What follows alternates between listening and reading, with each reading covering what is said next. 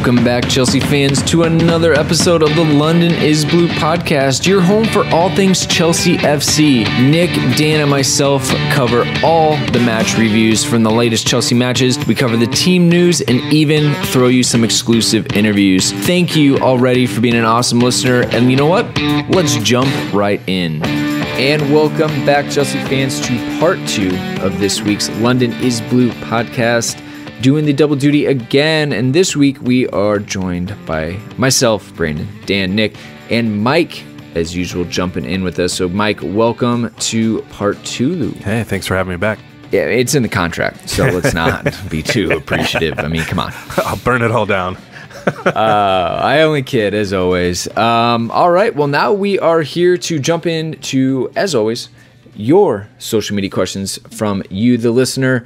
And then we're going to go ahead and look at Derby County and maybe touch on Crystal Palace, since those are Chelsea's next 2 matches this week.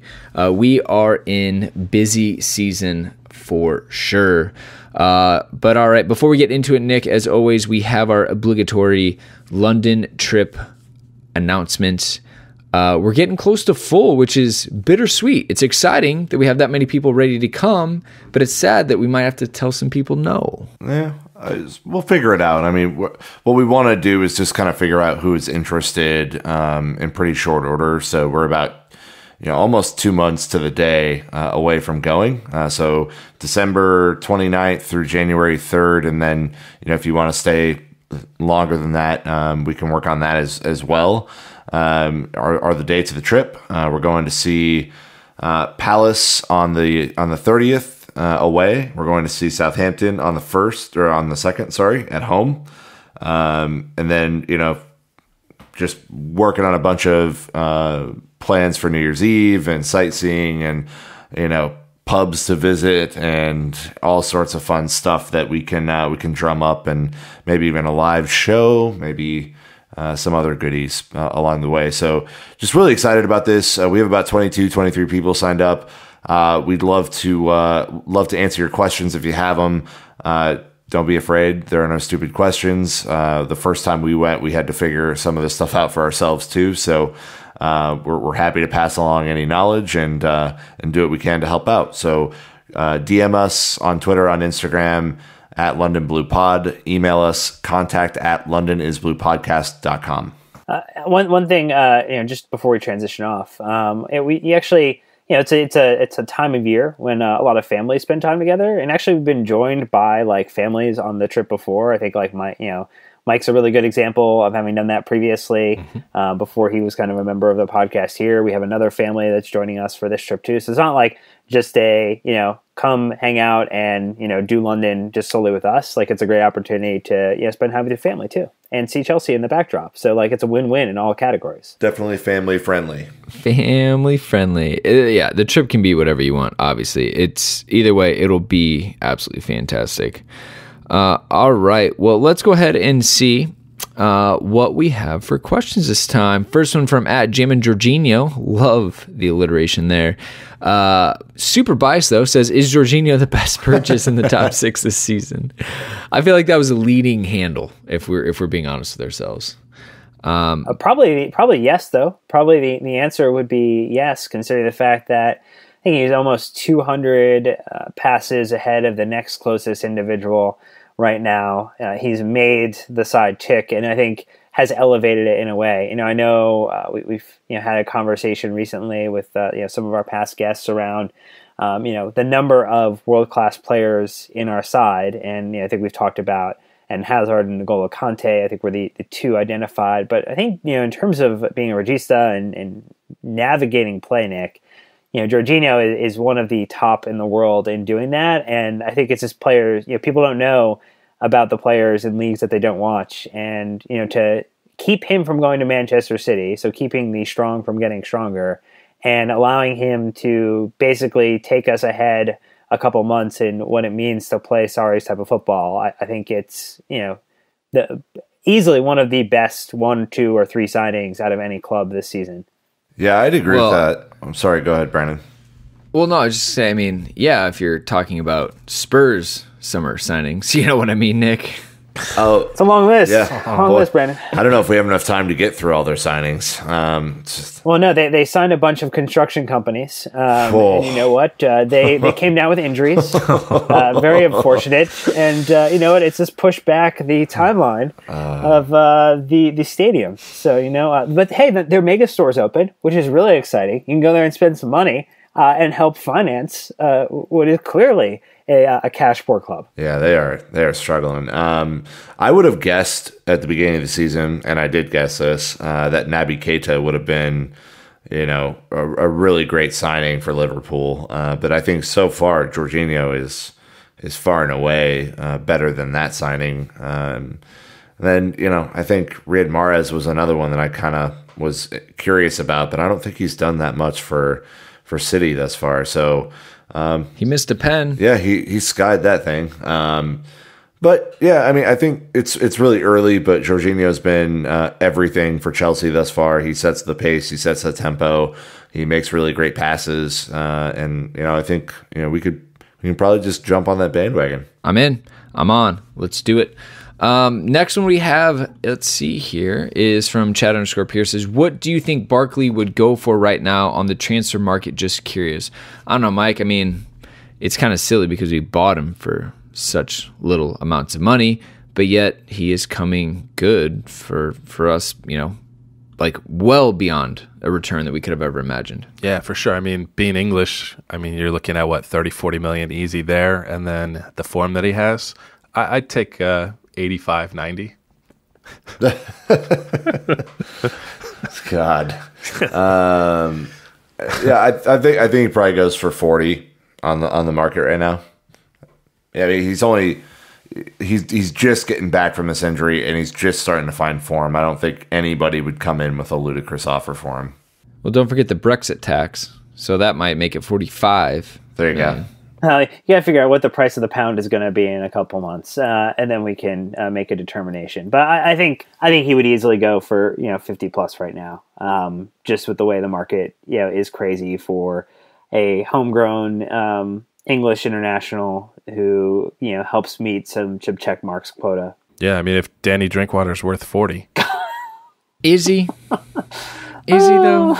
Yeah, maybe as a late payment for Conte. It could be. That's the only way that makes sense. There's no other way, other than being just robbed in broad daylight. He's offered to take the robber to the ATM and punch in our code and show it to them, allow them to leave with the money and the ATM card, and didn't even call the bank to let them know that we had been robbed. Jeez. All right. Well, next one is from at the CFC 150 saying, how much of an influence has the calmness and elegant distribution of Kepa had on Sarri ball and its effectiveness, do you think? I mean, Nick, obviously I want to push this to you because, you brought up Kepa's distribution in part one. Do you think overall he's had a huge impact on Sarri's ability to play out from the back and maintain possession? Yeah, I think his distribution's been great. I think that, in part one I addressed it seems like there's been a little bit of, he gets a little flustered on the side-to-side distribution, especially when opposing teams are high pressing. There are a couple of misplaced passes against Burnley even that I was like, yikes, I don't know what that's all about. But I think overall, he also put a couple on a plate today, as Dan and Brandon mentioned in part one. So he's been pretty good so far. I mean, there haven't been a ton of games where he's had to be the standout player, Brandon, but so far so good. That is the ideal job description of a goalkeeper is just chill, bro. Don't worry about it. We got it. Don't sweat it. Yeah, I want to say something here because I had to listen to Nick's earlier comments. I just want to think like, what game were you watching that you were worried about Kepa's distribution? Because, I mean, obviously, he held on to it too long, but in comparison to the donkey we had in goal last season, who was either kicking it directly to the opposition or out of bounds, his mastery, I would think, of his distribution has just been phenomenal. I mean, maybe occasionally, but again, I think we're playing the ball out of the back so often, and teams' really only chance to get that ball is kind of catch it, on a defender or one of the backs. But I think he's pretty much handled it pretty much all of situations pretty calmly. So I know it struck me as an interesting conversation. But well, when you're having so much fun on the pitch and you're up 4-0, you find other ways to entertain yourself during a match, Mike. And mine was to look at the distribution of the goalkeeper. I mark it up to the lack of beard. You've gone soft on us. Come on, man. Oh. All right. Well, how about this one? This is pretty interesting, actually, Dan. Ugo, Luke Schaff, and Josh all throwing this out there a little bit, saying, was essentially without Eden Hazard, is this a rebound that you get with the team, not having their star man on the pitch? Luke even saying, is this 11 stronger than with Eden Hazard because they play much more collectively as a team? And then Josh saying, would we be able to repeat the same team performance once Hazard gets back on the pitch?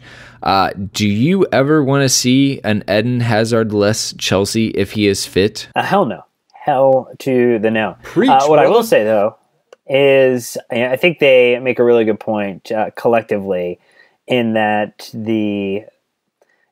so we've seen Barkley improve. If Morata is scoring goals, I think Willian is a little handicapped on the right when he plays compared to when he cuts in from the left. I think Nick made this a really good point in part one that he feels he can cut in on his right and shoot from his right, which is really a nice place for him to be in.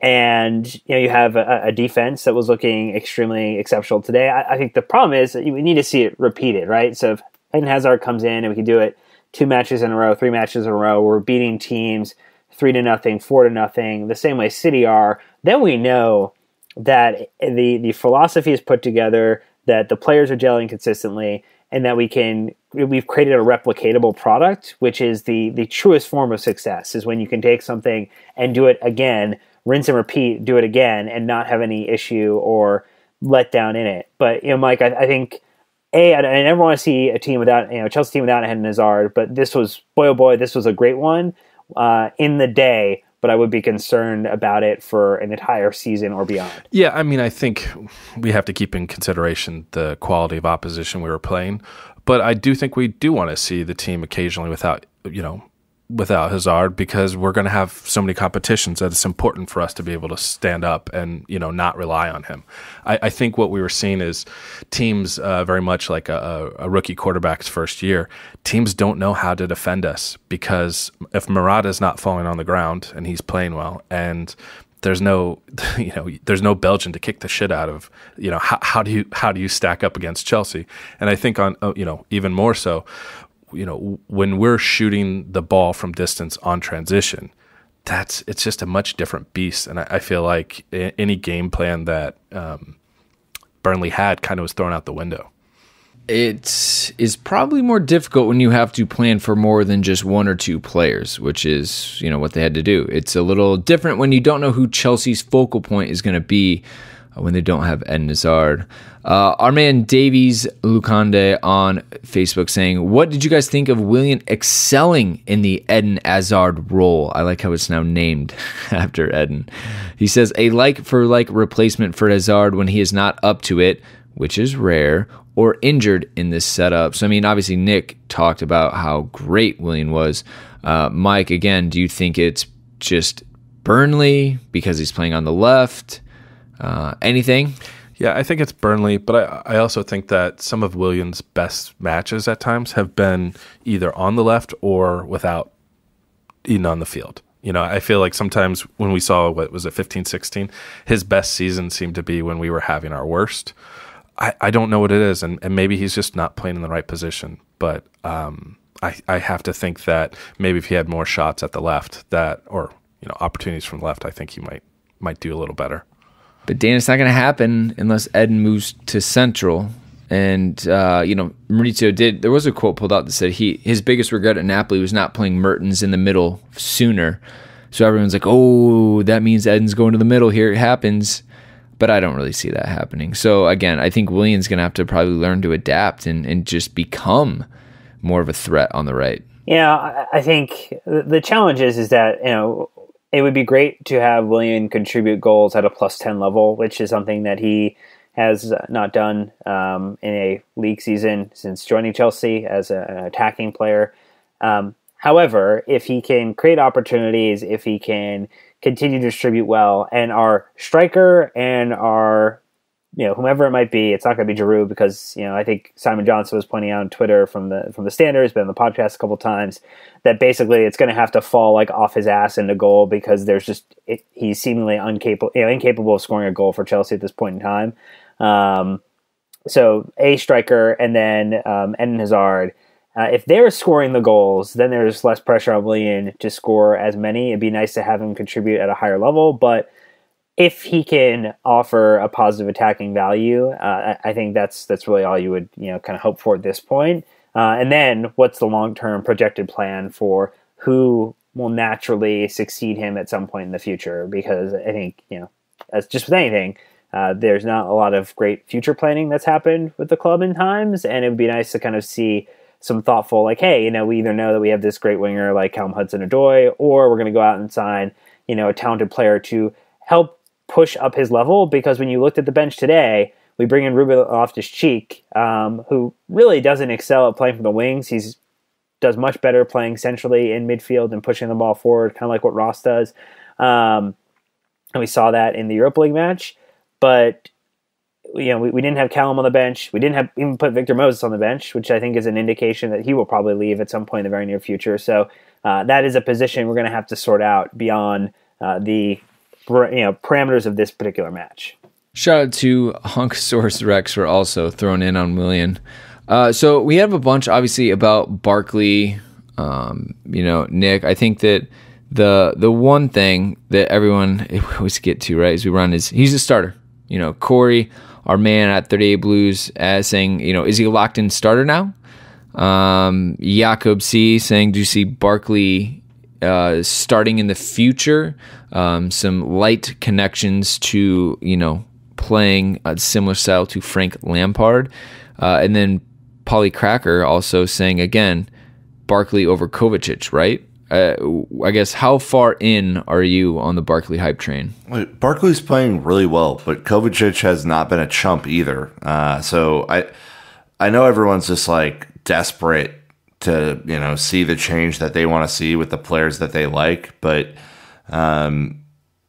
no, Barkley's not a locked-in starter. I don't think so. I think that Kovacic is still probably my preferred. The Jorginho, Kovacic, Conte midfield still my preferred lineup in big matches in the midfield. And if Barkley does replace him as the Premier League starter, that's a really great thing for Ross Barkley, and it's a really great thing for the team that he's stepped up to a level that he's consistently outperforming Kovacic in training. So, I think you probably see rotation. More rotation in the midfield, especially with Ruben coming on as well. But, I think there's a lot of time to go here. This experiment is in its early phase, Dan.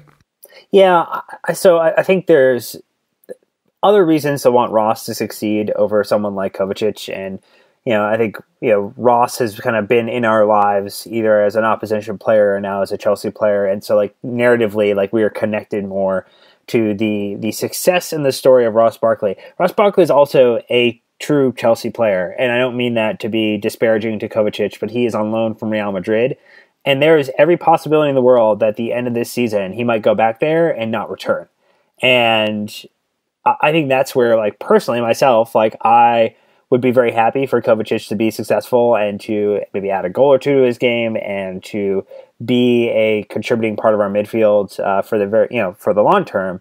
But I'm also probably predispositioned to want to see Ruben and Barkley excel at a higher level because at the end of the day, they are Chelsea's players. They have long-term contracts with the club, and that to me, would kind of signal being able to spend elsewhere, on right wing, or in other locations that we kind of determine if other players leave or we sell anybody off. So I think, Brandon, that's where my feeling is. I think we're just, we're all rooting for Ross because at the end of the day, Ross, is, it's a really feel good story. And we've seen, kind of had a chance to see that story play out in the media narrative. Whereas Kovacic, I think, is just relatively unknown to the Chelsea community outside of what we know about him over this first couple months? I just think we don't have to jump to starter, non-starter debates right now with, again, the amount of matches being played in a week by Chelsea.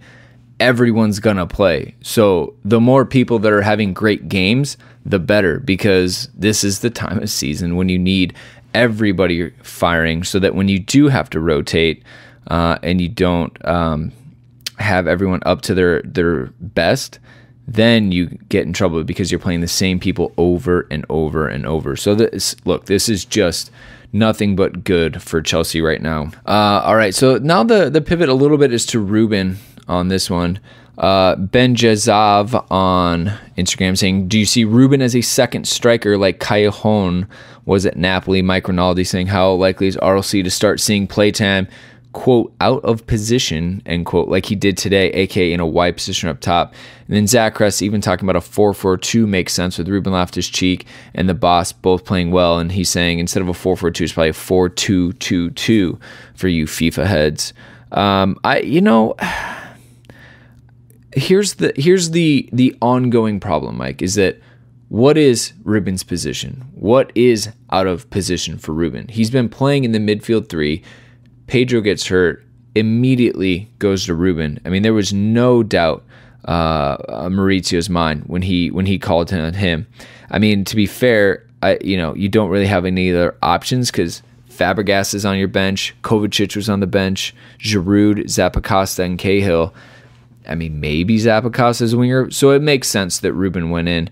But is this age-old, question of what is position for Ruben, what is out of position? I think that he found space today, and when he runs at a defense, he is absolutely dangerous. I know he was chopped down just past midfield when he was gone. He was about to be carrying it at speed at the defense, but it didn't happen, unfortunately. I don't know. What do you think about Ruben's position, out of position situation?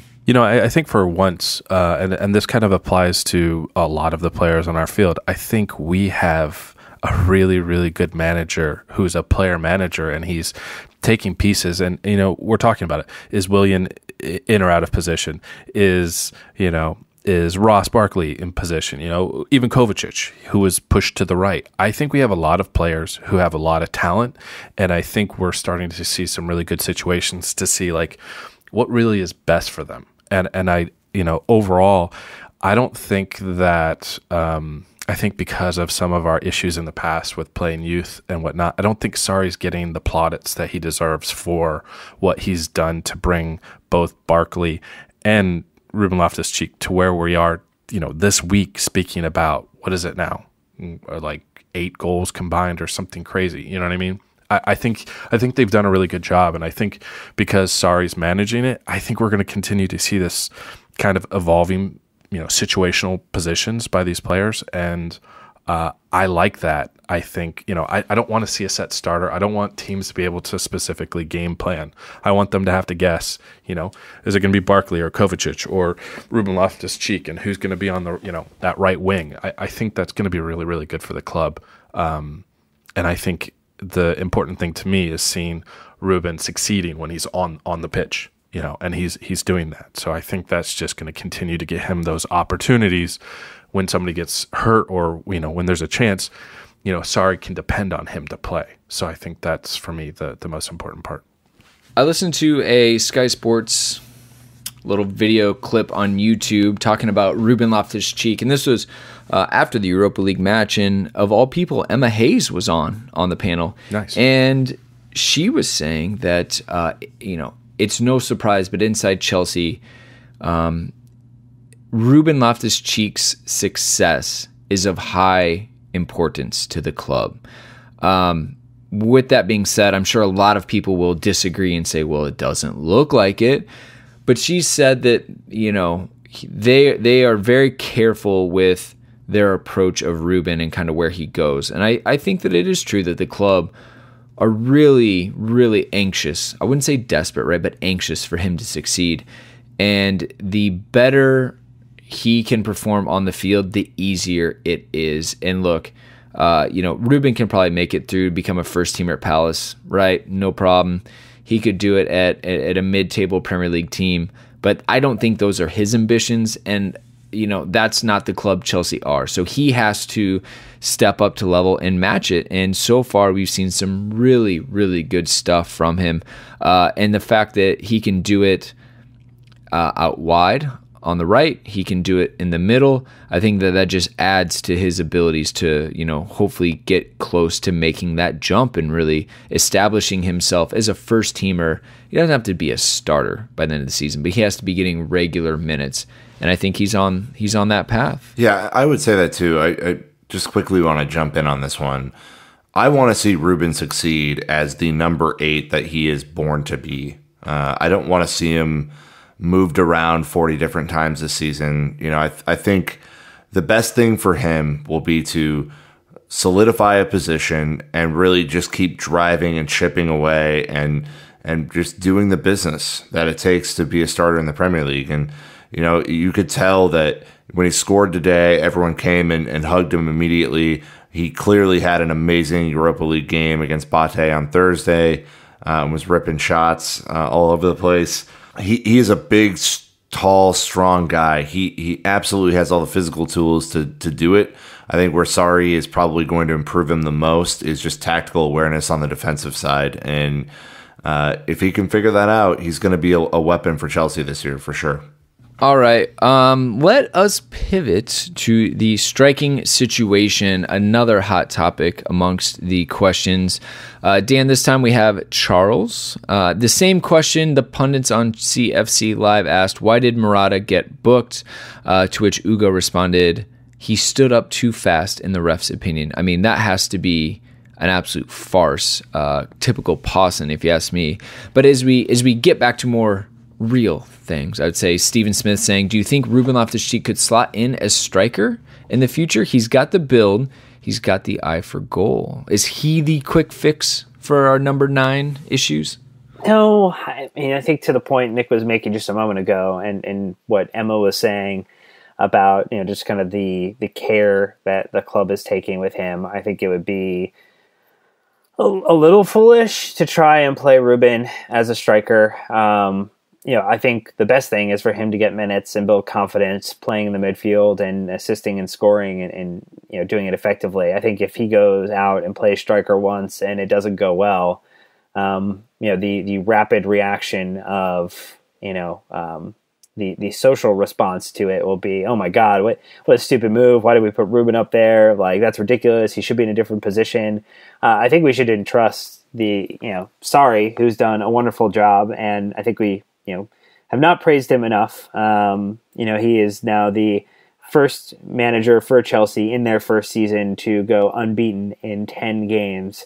And, again, we talked about how horrific his start was at Napoli, where it was losses and draws for the first 6 or 7 matches before he was able to bring in the winning mentality and assert his style of football. So, no, don't screw with it. Let him be a midfielder. Let him be a successful midfielder for Chelsea, and let him create a absolute selection nightmare in the midfield. Because last season, if you don't remember, was absolutely abysmal when it was like, oh, okay, well, who are we going to pick for our midfield today? And it was really just, N'Golo Kante plus whomever the other selection was, and it was usually miserable. So this is a really positive place to be.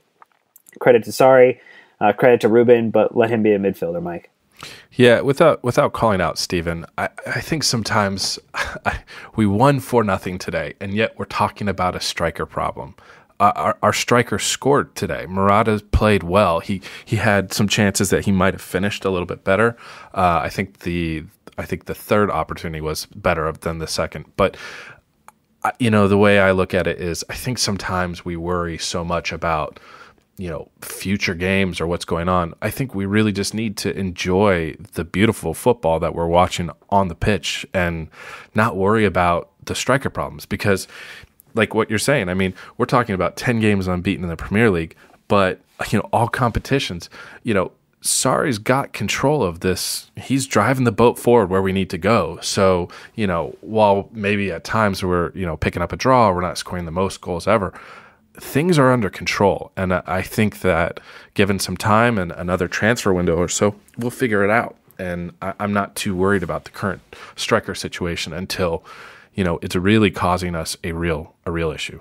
But that's my 2 cents. I mean, I would think that the signs are there, right? I mean, would you say you're in love with the striking situation overall, outside of just today? No, not overall. I mean, again, I think it leaves some to be, things to be wanted. But I do think that there is the possibility that we can, I think there can be the growth and development. Maybe today it was just Burnley and it was a one-off and Morata was fired up and played well. But, Sarri's making these players better. So I don't know. I still think that overall, if we're going to do something, rather than try and convert our hope for, a Chelsea youth player who, like we said before, should really be playing a number 8 role or somewhere in the midfield as a striker, let's go get a world-class striker. Let's fix that issue with a real striker and let Ruben do what he does somewhere else. Hey, I'm all for that. I think that the whole chop and change of Ruben definitely stunts his growth and only makes it more difficult for him. January, I've said this earlier, the worst time to go get a striker, but that might be the situation we're in. Hopefully not, though. We've obviously got the Pedro question. Does he slot in? Would Eden Hazard slot in? I think that it's interesting. So, all right, Vru on Instagram saying, would you say Morata is getting better aside from the goal? But the vision in Willians' goal where he passed it all the way back to set up Barkley for that pass to Willian was a smart play. That might be a little bit more system than anything. He might be a benefit of the system on that. But I think today we really saw the sharpness to get into dangerous positions from Morata, which we haven't really seen all season, which is the problem. He also didn't have to engage center backs, which was a huge benefit for him. The more he can play running at a defense rather than having his back to goal, he will always be a much, much more significant striker. So, hopefully those situations can help. And then Giroud came in at the end of the game, and he actually looked kind of ineffective, which was a little ironic, but I still have... He had 2 chances. He had 2 legit chances to score at the end of the game and couldn't put it in. I feel like he's cursed at this point. I mean, the side volley, at the top of the box, that was audacious to say the least. Agreed. But the header should go in every time, and Joe Hart just somehow miraculously palms it. Right. Come on. I don't think he was ineffective at all. That's fair. Actually. No, that's fair. I was thinking more of the link up play and the build up play. He definitely did enough to get on the score sheet, and it just didn't happen. So he's missing. I retract that statement, Nick. That's fair. You've won that battle. What about the defense at @Adil_Chelsea saying Alonso has been getting exposed and often leaves his defensive duties, and Luiz is the left center back who's famous for his brain farts. The other choice is Zappacosta. I would add Palmieri to this as well, and he is also not too defensive minded. How do you think that Sarri will address this issue? I mean, Dan, he's essentially said that we're going to work on Alonso's defensiveness. I think that the plan is in place. As many people in the fantasy Premier League community would tell you, Alonso has not scored a goal in a while. It's because Alonso is also not moving as far forward as he has previously, outside of maybe today when he found a little bit more space forward. But mainly, I think that was due to Burnley being extremely compressed by how often we were moving the ball around and changing it horizontally, not just vertically. So, also ended up with the assist, which was a really plus positive. But yeah, I mean, he's been asked to play a more defensive role. He has signed an extension to his contract, which probably has given him a nice little pay raise as well.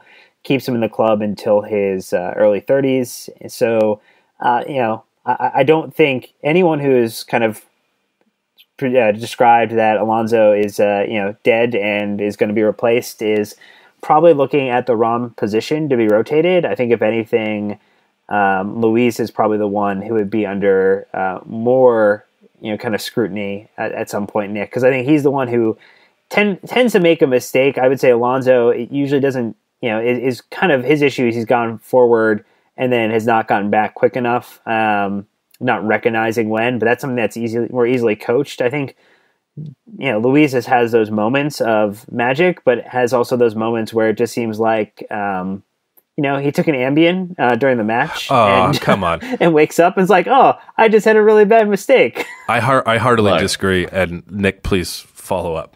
Yeah, no, I think Adil, you're being a little harsh on Alonso. I think if you think back to like the Liverpool game and the United game, he was playing a traditional left back role against teams who sit back, like Newcastle earlier in the season and Burnley and West Ham. He has to get forward a little bit more because the block 8 that we see in those situations, or block 10 in some cases, means that he has to start interchanging a little bit more to free up space for other players. So I would agree with Brandon's initial assessment that he's played a lot more defensively this year than he has in the past, and there are not many teams that are spreading us out wide right now for some reason. Liverpool being an exception to that rule. So I don't think we're in trouble there at all. And I think Luis, for all of his kind of early season kind of mistakes, I think has played 4 or 5 matches at a stellar level in a row.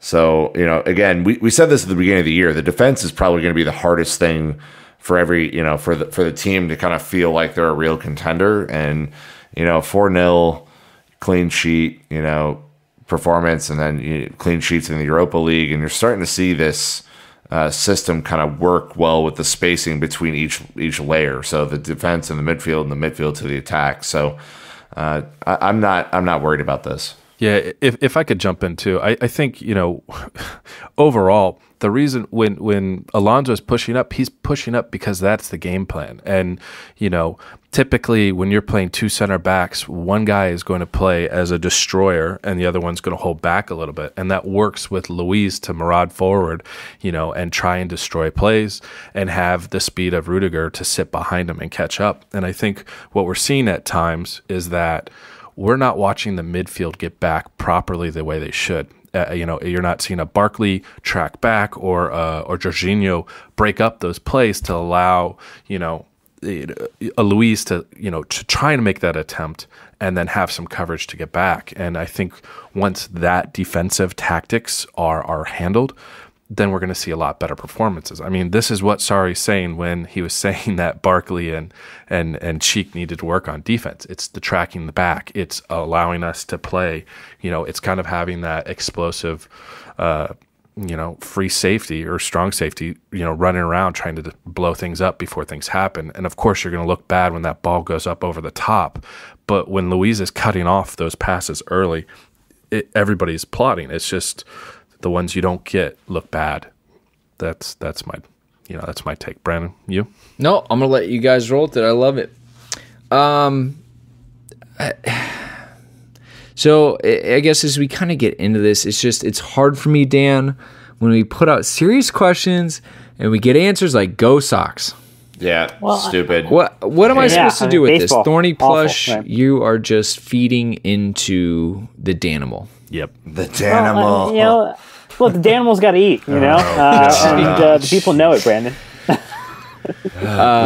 Turn off the Danimal's mic. Mr. Chelsea FC wants to know, was this the best Chelsea game or performance of the season so far? Nick, are you ready to put that little stamp on it? I thought our match against Southampton was pretty good, but I think this was probably better. So I'm going to go with yes, ? I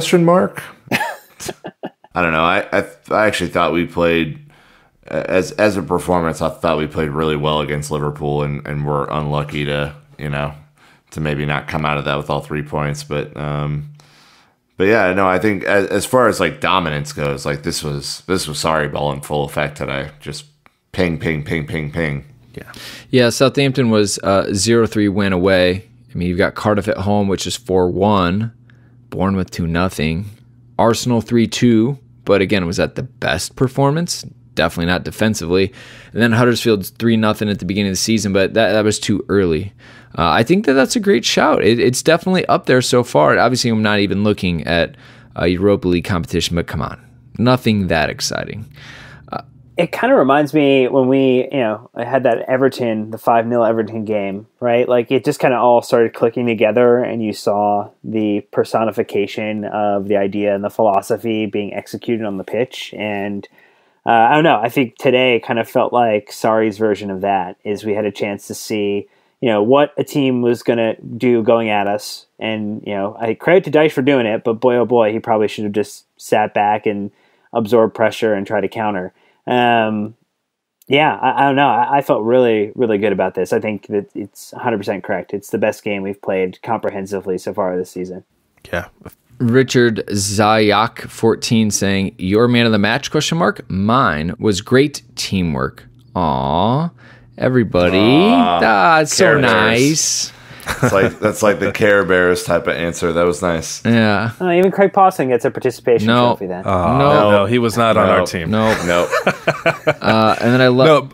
go ahead. No, sorry. No, you're fine. I was to say, I think it ties in with the last question. I think it was probably the most complete team performance. We're looking kind of at that Lombardi, 11 players all doing their jobs. We didn't have any real superstars, but it worked and it clicked. And I think it was kind of a weird not to have that one player who just stood out heads. And not to say that Barkley didn't have a great game, but you didn't have that just like that 10 from Hazard and kind of pretty good game from everyone else. It seemed like everyone just showed up and put in a shift. Poor I Am Luckman asking us on Instagram, I didn't see it. How did we do? I got good news for you, my man. Pretty good.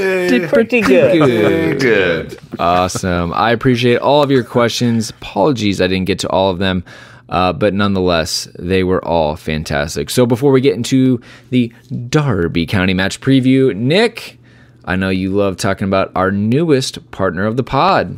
That's right. Classic Football Shirts. We're kind of working through some of our kind of plans with them right now, but in the meantime and in between time, you should take 10% off using our referral link. So we posted that on Twitter today, so you'll see it on Monday morning, and then it will be a part of our Instagram link tree thing that Mike has set up as well. But it's www.classicfootballshirts.co.uk/London pod. 10% off. Use it for shipping or whatever you want. But yeah, excited to partner with them. I know the 90s Chelsea kits are coming back into vogue now, and yeah, they're really great. And we hope to go see their new store, I guess storefront. Yeah, storefront in London. They have partnered with a brewery, which is really cool to do that. So kind of the best of both worlds. But yeah, excited about that. classicfootballshirts.co.uk/London pod. Yeah, I tell you what, that is right up our alley. Would love to visit that. All right, well, here we go. Derby County coming up in the Carabao Cup at Stamford Bridge on October 31st, a Halloween fixture. What a treat, Dan, don't you know? You made the pun for me. I appreciate that. I'm trying to censor it a little bit and peel it back. This is a sold-out match at Stamford Bridge, and it's a midweek match. It is the return of Frank Lampard, Jody Morris, Chelsea loanees Mason Mount and Fiyoko Tomori getting an opportunity to play thanks to a special remit from the club line to do so. This is going to be, I think, an absolute cracker, Nick. I think so as well. I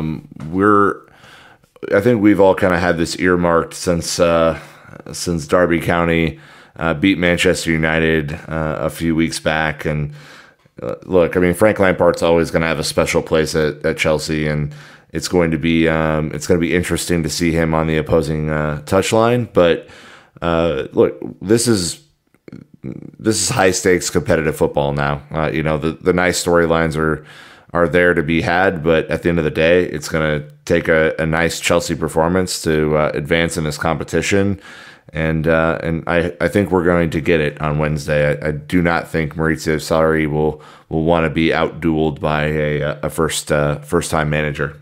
I think, you got to be careful. We're talking about the Giant Slayers here. Well, mid-table Slayers knocking off Manchester United and Pens at Old Trafford.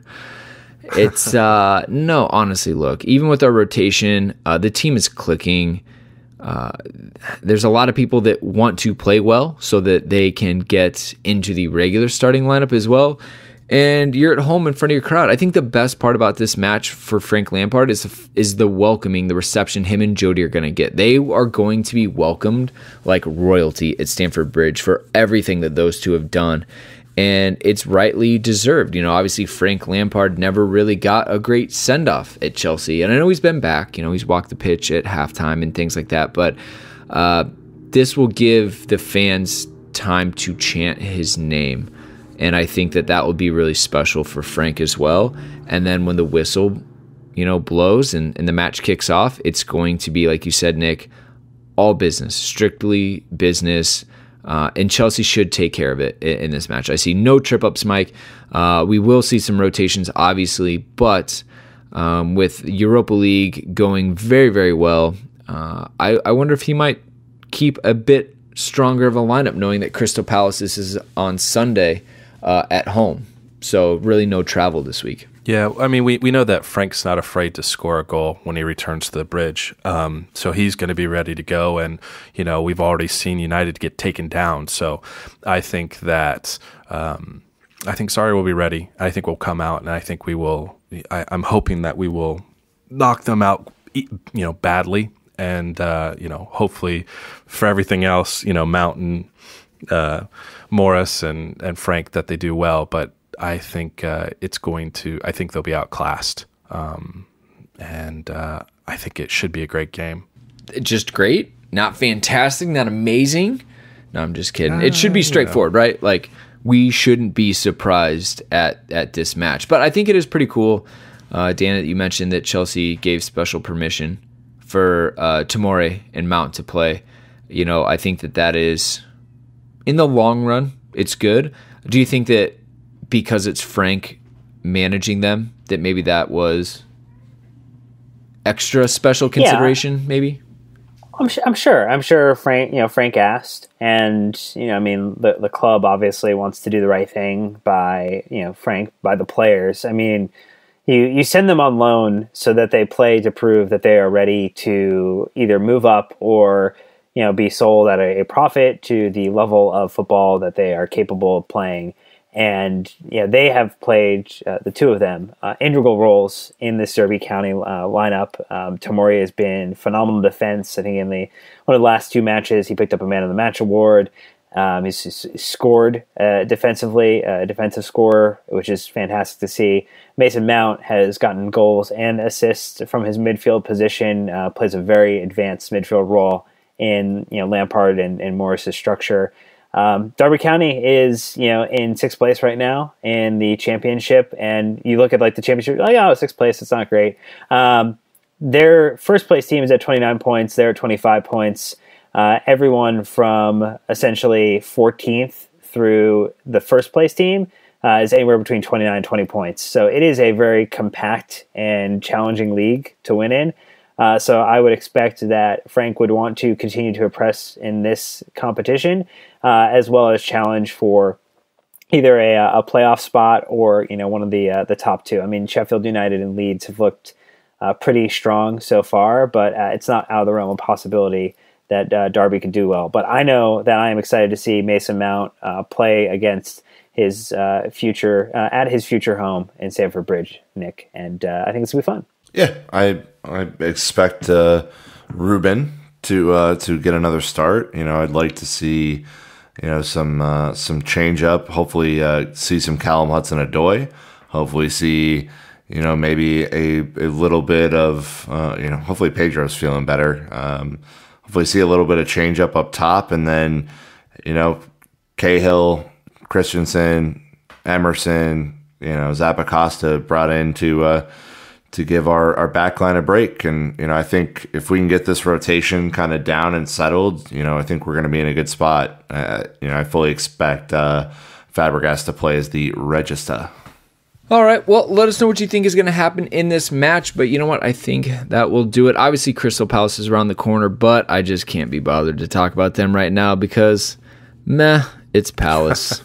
Hey, two draw today. The huge favor. And yeah, a huge against Arsenal, and probably got a little robbed in terms of a handball that ended up being a goal. So they played decently, and Roy has been on the hot seat. So it's a must-win game for them. Every game is going to be a must-win game for them right now. So expect them to be the cage beast coming out to attack. All right. Well, I guess all I have to do is say I'm too lazy to do it, and then someone else will do it for me. So that was very nice of you. I appreciate that. No, you're welcome. Yeah, it's the benefit of being the host, Brandon. People do stuff for you. I like it. All right. Well, that is going to wrap us up again for this week's doubleheader.